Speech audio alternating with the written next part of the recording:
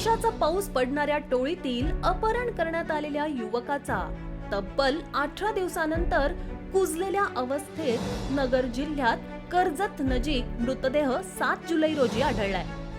दिलीप भिकाजी इंगळे असं मृतक युवकाचं नाव आहे। या प्रकरणी जानेफळ पोलिसांनी जानेफळ येथील 2 तर सातारा व पुणे जिल्ह्यातील 3 अशा एकूण 5 आरोपींना अटक केली आहे।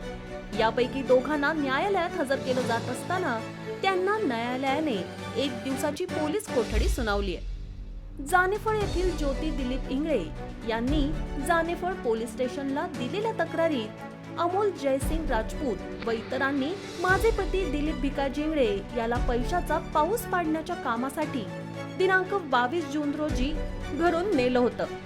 तसेच रात्री कोकमठाण तालुका कोपरगाव जिल्हा नगर येथून त्यांचं अपहरण करण्यात आल्याचं म्हटलं जात आहे।